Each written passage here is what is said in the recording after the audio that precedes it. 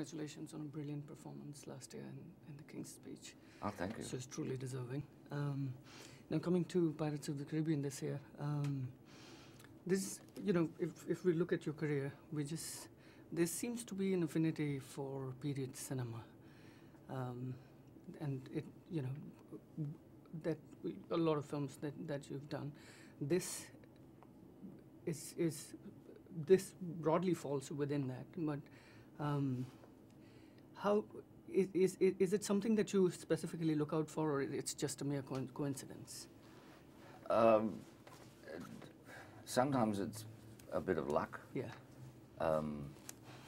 When we started doing these films back, we started shooting in 2002, we only ever anticipated that there would be one film, you know, called Pirates of the Caribbean. But about two weeks before we finished shooting, we started getting letterheads with Pirates of the Caribbean with The Curse of the Black Pearl. We would, aha, there's a sequel, you know, and then it developed into the sequel becoming parts 2 and 3 were one big story about mythology and all the great legends of the world of piracy. The nice thing about this film is that it's reintroduced some sharper comic kind of elements, particularly with Penelope's character. Jack's former lover coming back is a great match for Jack Sparrow, another protagonist for him, or antagonist for him. But, you know, it's as long as it keeps fresh, I think people will want to keep making them, because we're a very big family now.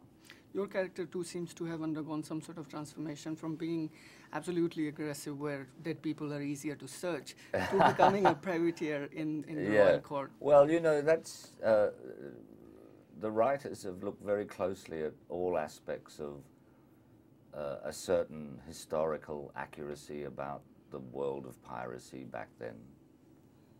And that's kind of what happened. I think about 20, 40 years into the golden age of piracy, the various crowned heads of Europe and the governments started to look for the best pirates to come and work for them. They went headhunting, you know, people who fitted the best job almost description. Like the hackers of today. Yeah, absolutely. And fun for me to play, because it was a whole new dimension to bring out aspects of Barbossa that were not just purely the villainous side, but you started to see more of his pretensions about being above his station. Rob Marshall came in as a new director on the 4th film. What was the key distinction between the sort of two directors and their approach to? It felt new and different, which was great. I think, you know, 4 films in, it's nice to revitalize the kind of working dynamic. Rob comes initially from a musical theater choreographic background. And I thought that in terms of Jerry Bruckheimer's choice of who could take over from Gore Verbinski, who, you know, before I did the first film, I'd seen Mouse Hunt, and Gore has a very distinctive, slightly off-the-wall sense of humor. And as an American director, I knew he was a great fan of the Monty Python style of English humor, and he incorporated a lot of that.